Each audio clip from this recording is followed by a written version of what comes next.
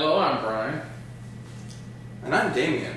And we're here to review The Ledge, 2011 film by director Matthew Chapman. And he's the writer as well. And as well as being the script writer. So we're going to discuss that film today and give you our opinions of what we think it says about atheism in general, because it has obviously a strong current of atheism in it, and we're going to see if we can deconstruct this thing and give you at least our opinion or perspective on it. All right, Damion, we've already discussed this at length before, but you said you had reformulated some of your opinions since then. Well, I don't want to start in on criticism. First, I want to say everyone should see this movie. Okay. And if you haven't seen this movie, you might not want to watch this segment right now. That's true. Please do not watch this if you have not seen the movie, because we are obviously going to reveal the ending. Yeah, among other things. Yeah. So, spoiler alert. Turn this off now. Spoiler alert. Turn this off now and go watch The Ledge. It's really fun as a movie. It's well done, and I enjoyed it very much. I have to preface my remarks with that, because otherwise I'll just sound like totally negative. I enjoyed it as well. I'd like to discuss it both as a film and its theme, and more about what it's saying about atheism as well. I think I might have enjoyed it just as much if the central character was a Hindu or a Buddhist. If Gavin had been a Buddhist and he'd spent his spare time meditating instead of reading Dawkins or whatever atheists do, I think I would have enjoyed the movie almost as much as a movie. It was just a good thrill, a good suspense flick, right? Right, but for our purposes, on an atheist podcast, right, obviously we want to talk about that aspect of the film. But I understand what you're saying. It's a good thrill ride. It's got a lot of suspense, but for me, when we talked last time, I felt like the ending was a little predictable. But that's only because I sort of understood what the director. First of all, I knew the director was sort of sympathetic to atheism. Yeah, that was being the great grandson of Charles Darwin. I'm proud of that. Yes. Not ashamed of it as someone. So, sort of because I knew a little bit about the director's background, I knew where he was going with the story, and the ending is a little bit predictable from that standpoint. But a lot of suspense, a lot of build-up, especially at the end. Liked it. Yep, it's good stuff. That said, I would ask the question of, does this movie tend to play into a certain number of stereotypes? The Christian wife as submissive and quiet and soft-spoken. I mean, literally soft-spoken. Mm-hmm. It's like, what did Liv say? I have to rewind it and turn it up a bit. The Shauna is the main love interest / person to be saved by the protagonist, Gavin. Who is the atheist. Saved from what? Well, we'll get into that, but saved from marriage. Saved from marriage. Saved from marriage, right. And I think there is a lot of subtext about heterosexual marriage and the sort of evils that can come with that. The terrible burdens of a traditional Christian marriage.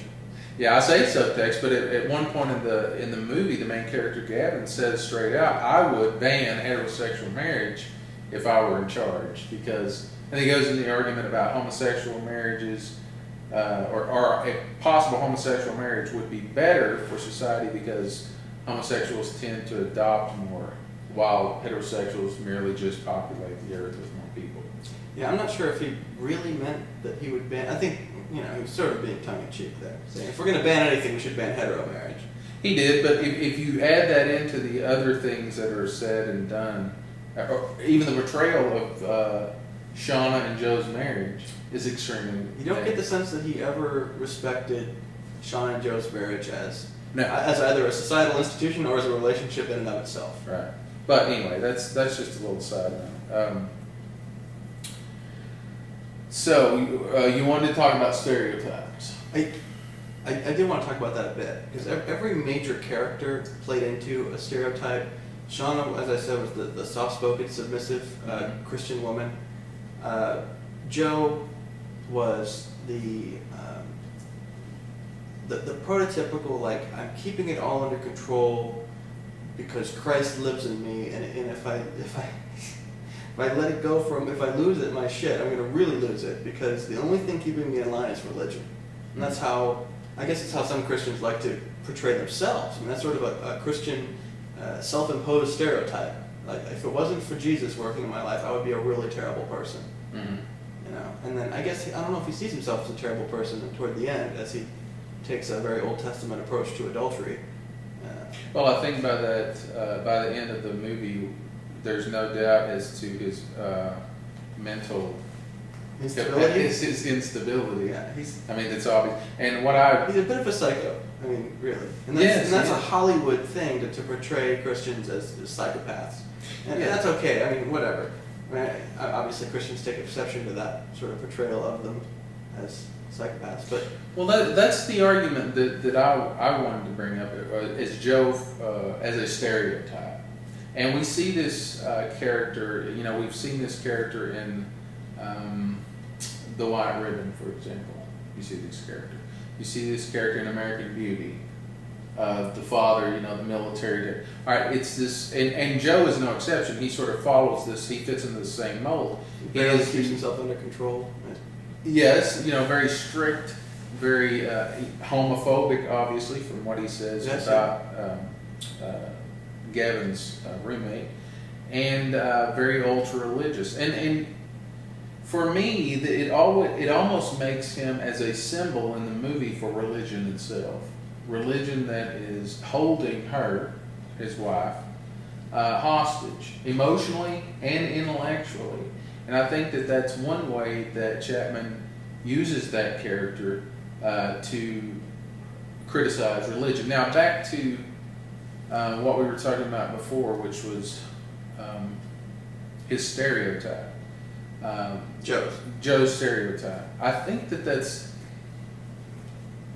that character is being overused a bit, to the point to where it seems very shallow. It's a critique of fundamentalist religion. Mm-hmm. Someone who's like that, and we probably know someone who's similar to that. Oh yeah, we can all think of a Joe in real life, and that is Chapman's defense.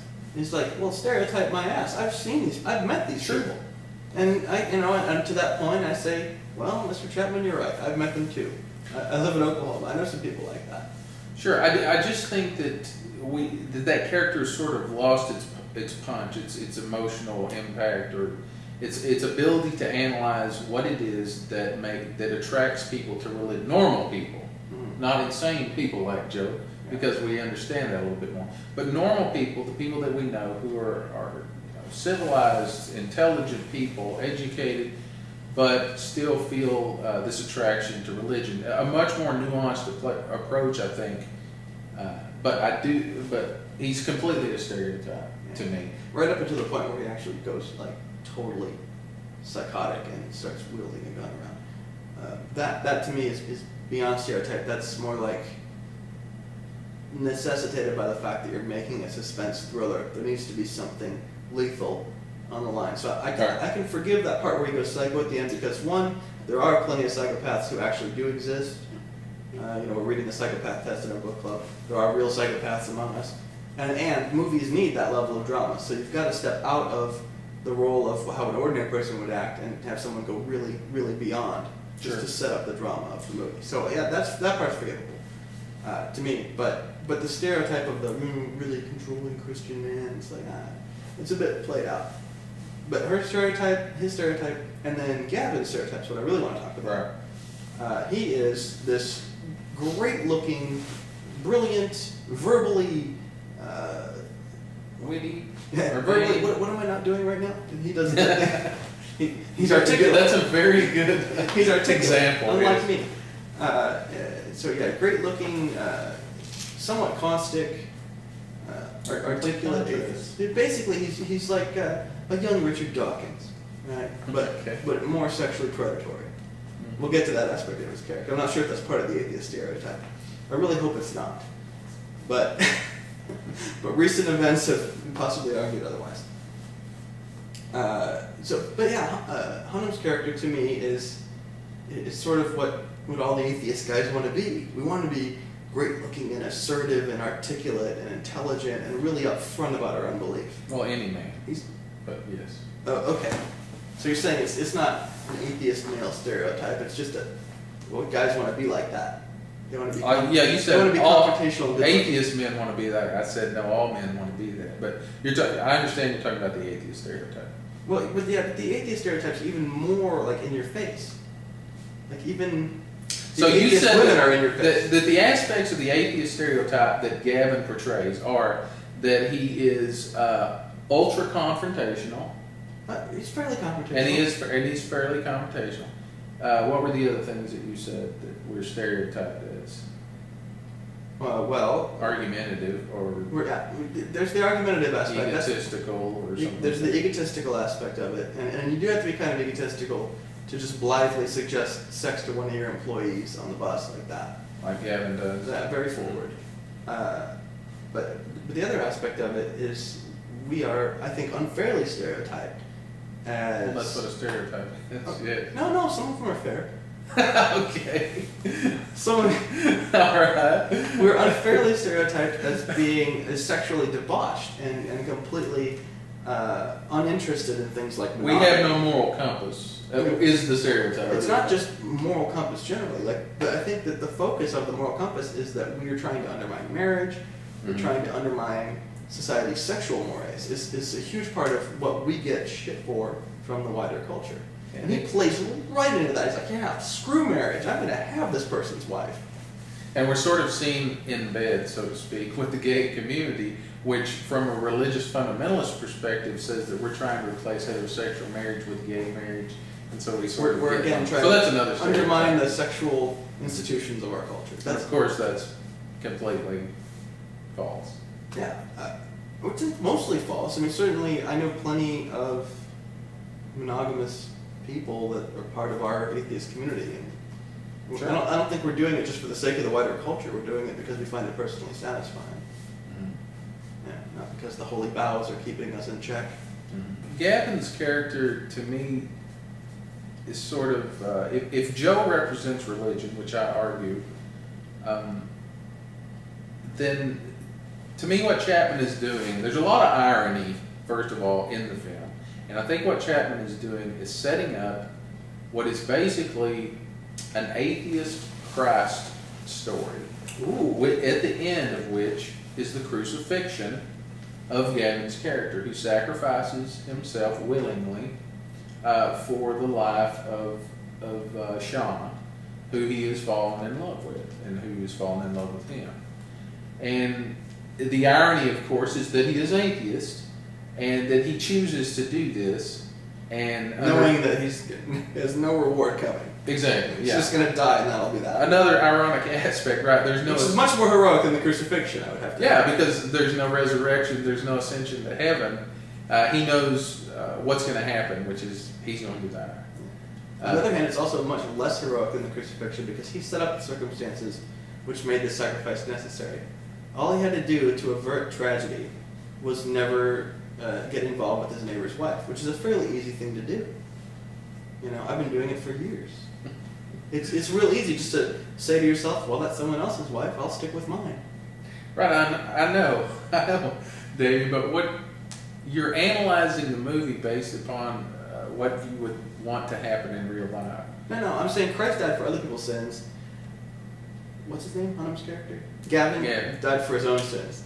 He died because he pursued someone else's wife. And that's what set in motion a predictable chain of events. Because, I mean...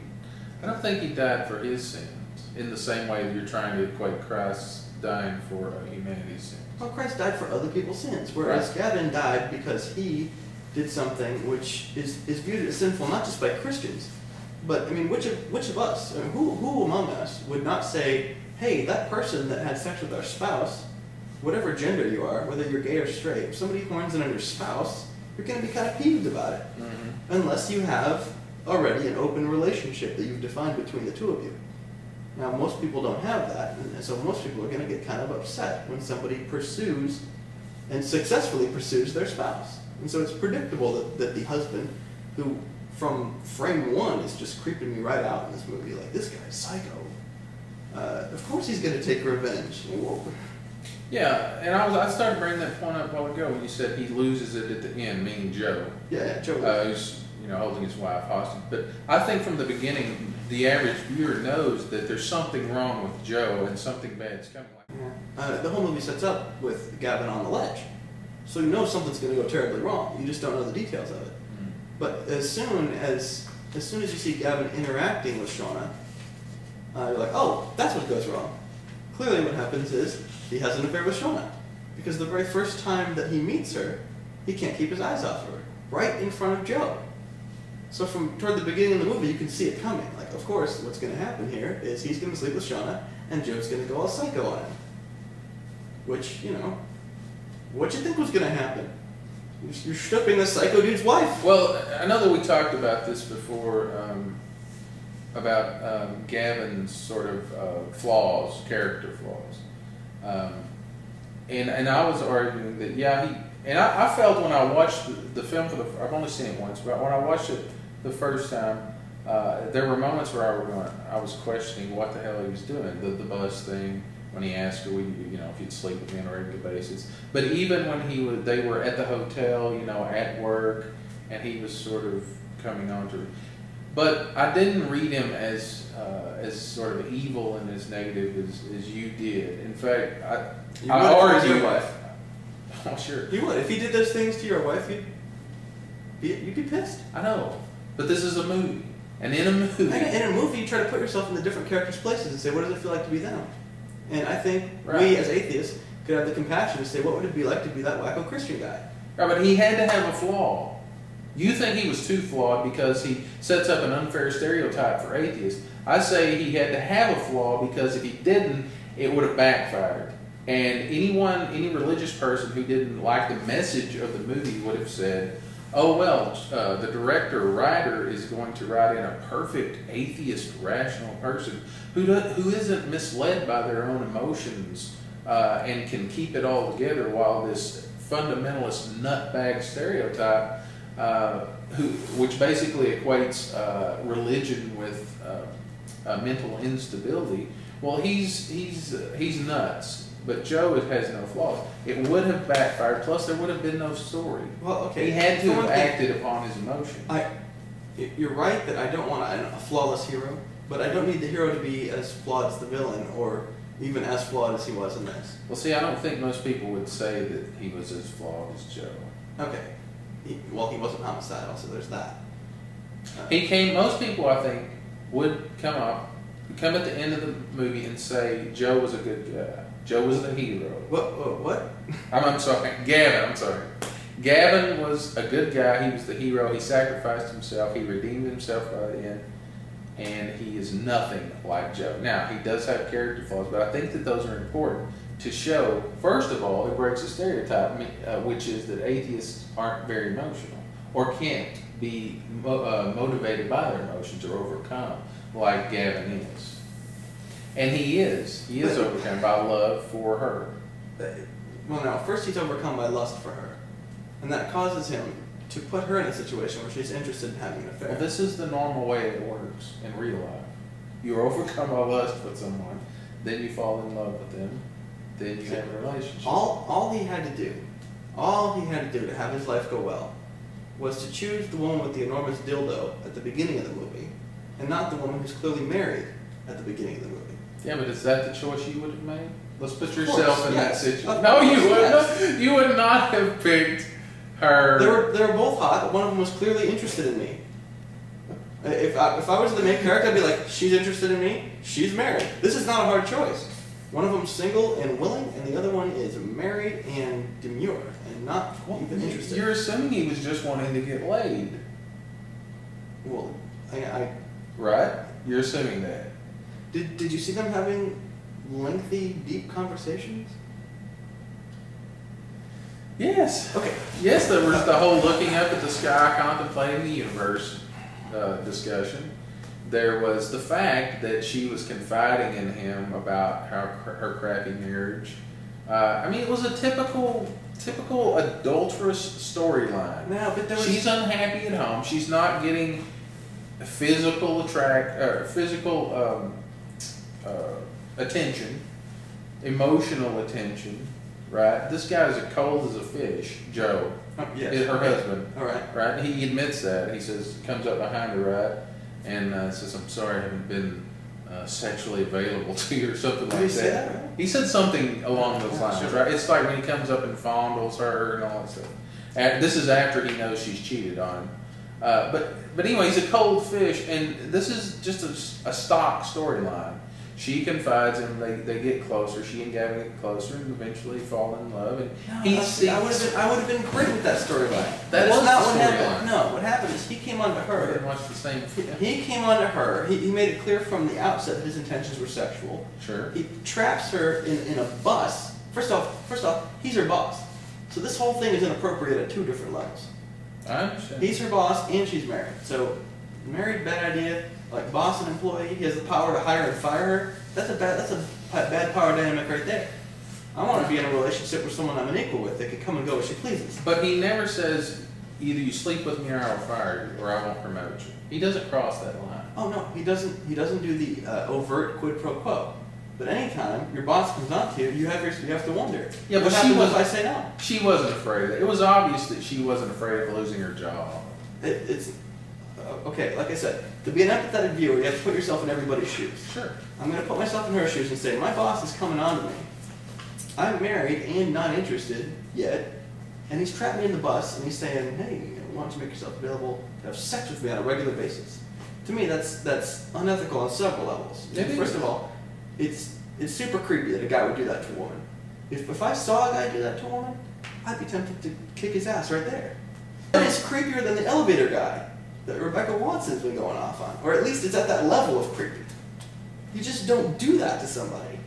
And the story that you described just now of them confiding and having these long talks and falling in love over time, that would have been a great story. I would have liked that. But it's the fact that he had this sexual predator vibe, like he's going in from the get-go to try to get her into bed. That's what creeps me out about it. If it had just been long conversations about meaningfulness and whether you need God for meaningfulness and all these things, and then they fell in love slowly, I'd been like, oh yeah, that's, Well, unfortunate. an hour and a half. No, all you needed to do was take out the bits where he's being so aggressive. I understand what you're saying. He's trying to offset the good qualities about Gavin. Now, you may say there aren't any good qualities, but there are a lot that offset his creepy vibe to me. For example, the way that he... I think the moment that Shauna falls in love with him is when she sees him in the hallway comforting the Hispanic maid who's just found out that her husband died. Mm-hmm. Okay, I didn't know I couldn't remember if he died or was in the hospital or sick or something. But anyway, Gavin, she sort of collapses to the floor, right? And Gavin embraces her. But what's most important is that he begins saying that prayer for her husband's soul or whatever. Yes. And and there's a intercutting between Shauna's reaction to what's going on and the action itself. And you can see in her face that she realizes that Gavin is everything that Joe is not. He's emotionally available. He's willing to sort of be hypocritical in the attempt to be human and compassionate to another individual. That was a great moment. Okay. That was a great moment. And all you have to do, and you can almost see Shauna thinking, if this was Joe and a homosexual male had just found out that his partner died, Joe would not do this. No. Joe would not embrace the man, take him to the ground, and say, comforting words, what would be the equivalent of a prayer. And so that is what offsets Gavin and Joe. And those kind of moments, I think, very well balance out his creepiness. Okay, it's a good moment. But would the movie have been any worse if you'd have taken out the creepy sexual predator part of Joe's personality? Or Gavin's personality? If Gavin had fallen for Shauna without being so aggressive about it, would that have made the movie any worse? Just taking out that one flaw? I don't know. I mean, there's obviously another way that he could have gone to get them together or make them interact initially. I have no answer for that. But it plays into the stereotype that we atheists have no respect for marriage as an institution. But I would like to Which talk. Apparently he doesn't. This character is meant to not have that. Yes, but he also has a backstory as to why he may feel that way, or why he The makes backstory just makes him even worse of a person, though. The backstory is that his wife left him because another man swept her off her feet, seduced her, right? Mm-hmm.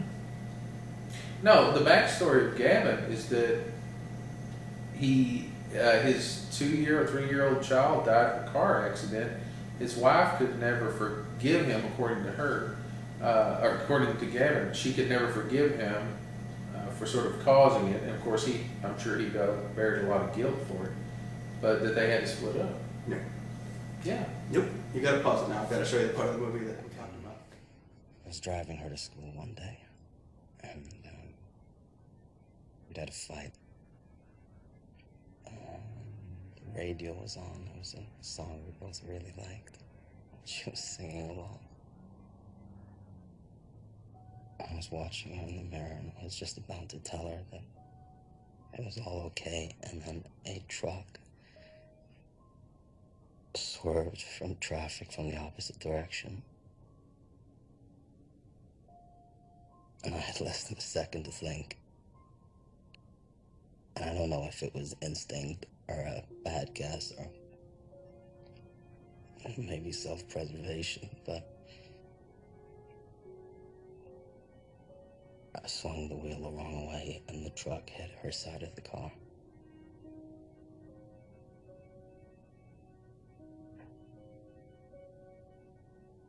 And 5 minutes later, she was dead.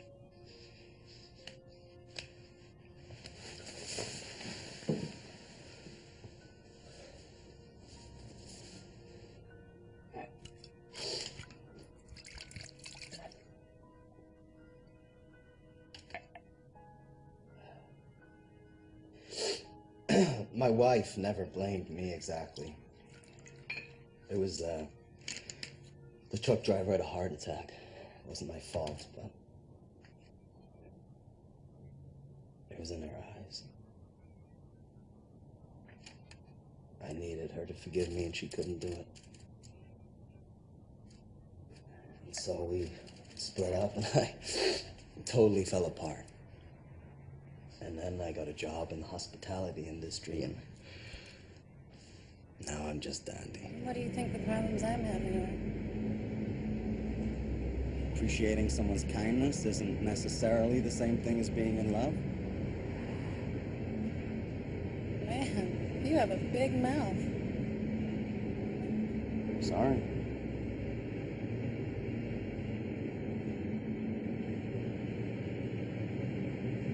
Have you ever seen a happy marriage? I mean, really happy? I have to say, for the first few years of my marriage, I was very happy. And what happened? And then she left me When was this? 2 years ago.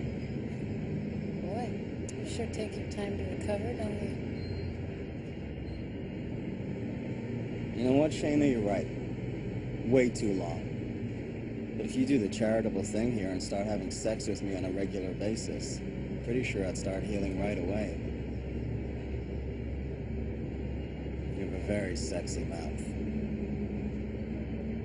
A very sexy married mouth.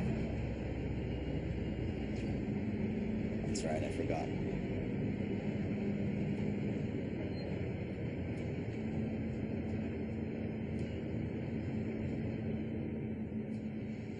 You see, the trick, I figured, having been on the receiving end of such a thing, was just to open the door. After that, if she had the slightest interest, well, next time her husband's cold to her, a couple of thorns. All right, we're back. We just watched the 2 clips, and first of all, we found out her name's not Shauna, it's Shayna. So sorry about that. But what we found out basically was that I was correct. That is not what we found out. That's exactly what. And he split up, and it was because She couldn't forgive him. She couldn't forgive him because Which is why she was so susceptible to being seduced by a great-looking man on a bus. both of these things could possibly have happened. I think you can harmonize them, Bible style. They can all fit together. And why they're not, I have no idea. But from the way I interpret it, that's the main story why he and his wife broke up. Now, she could have gone and found another man, but that wouldn't have put him on the receiving end of that, because he wouldn't have been manipulated like that. I don't see why they can't both be true. She's feeling distant from her husband for different reasons than Joe and Shayna are feeling distant. She's feeling distant because she has trouble forgiving him. But what's the receiving end? The receiving end is where another guy comes in and takes advantage of this distance. Right. His fault, and that was part of his backstory that explains, for one thing, why he would be approaching Shayna in the first place. Loneliness. What? That's why he's approaching Shayna? I think that most people would interpret his character throughout the film as to be a very subtle loneliness that sort of pervades not his. Loneliness. He just wants a challenge. He wants to love again. No, he could love again with the woman with the ginormous dildo. He doesn't need. What are you talking about? That's not love. That's sex. Well, it could develop into love. Who knows? Give it a chance. She's clearly interested in him, and he chooses instead. He wants a challenge because he's great looking, and he wants to try to. Really, something like a challenge. He wants a challenge. Like, well, this woman is she's shy, and she's quiet, and maybe she's got some hidden talents and. Well, maybe it is a challenge at the beginning, but by the end of the story, when he confides in her why his marriage broke up in the first place, they are full blown love. Okay. Emotional connection. I'm not disparaging their emotional connection, but it started with him having lustful thoughts and a desire for a challenge. Anyway, here's my point. My point is that Chapman's creation of the character of Gavin has to be flawed, because if that's just the way drama works. Anyway, you have to have a flawed character who, this is a stereotypical story, melodramatic story, where there's something flawed with the man that the woman has to fix, and you have a very good delineation between who's good and who's evil, especially with Joe. But anyway, what I would like to also talk about is something you brought up in our discussion prior to this video, where you said, why didn't he just leave her alone? Right. Seems like the decent, normal thing to do. That seems the rational thing to do. It's He just should a decent, normal, like everyday ethics sort of thing to do. Well, you have a neighbor, he's married, don't fuck his wife. It's that easy. Don't cuss. Take it out. Right, all right. But that's your interpretation. But I think that there are other interpretations. One of them being, and I took this was a response on that Greta Christina's blog on June 30th, 2011, just the other day. And this was a quote from Sexpot, who was... That's her real name, by the way. Oh, really? Who was responding to Christina's discussion of confronting religious gay people. Huh. And how she sort of has a problem with reconciling her atheism with more liberal religious people who believe that in giving gay people rights of marriage and all this. This is the one. Anyway, it's the experience of being in the Gay Pride Parade post. Yeah. So here was a response by Sexpot, and this is just a part of it, and I don't think that I'm taking it out of context, but it's going to illustrate another point. Another viewpoint, opposite of what you're saying. Oh, good. He or she or whatever says, Sexpot says, I agree that atheism is ipso facto about taking a stand against religion. I think atheists should feel morally obligated to free individuals from religious delusion, which causes so much damage. Now, absolutely, I think that comment sort of justifies, to a point, what Gavin was trying to do. You could have done that without screwing her. You have long conversations with her. You try to talk her out of her faith. You go to lunch with her. You don't have to actually have sex with her to get her out of her religious delusions. Yeah, but their relationship was in full swing before they had sex. Their emotional relationship was already established. He made it very clear up front, before they had an emotional connection, that he was interested in having a sexual connection. That was to get in the door. That's what men do. To get in the door so he could have a sexual connection with her.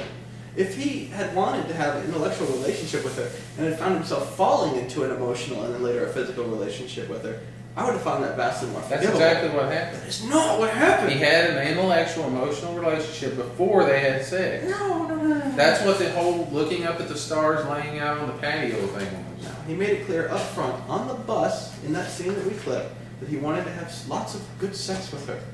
You made that clear before they even had a friendship going on, while she was still scared. Anyway, I read Joe's character as a one-man cult. That Chapman is saying Gavin is justified in trying to remove Shayna from him because he is, one, insane, two, he's a fundamentalist religious person who has to go to church at a certain time, certain day, and all these strict Let's say guidelines. Let's say you're right. He's justified in doing that. That means getting her out of the marriage, literally out of the apartment that she lives in. As it is, he just has sex with her and lets her go home to her psychopathic husband. Yeah, but that's not making her any safer. He can't go in and take her physically. He has to draw her out because he sort of has to deprogram her and show her. And that's what the scene, again, of finding something bigger in you is. If he had, say, rented a different apartment and put her up there and said, look, here's a place you can be safe from your husband, that would have been an honorable thing. And I don't know if I would be arguing against him. But as it is, he just had an affair with her and sent her home every night to her psychopathic husband. That's endangering her, literally endangering her. And that's one more flaw, which thank you for bringing up, by the way, in his character. He's not trying to make her safer. He's just trying to have a good time with his cock. Well, that's probably true, but that would make a very bad story.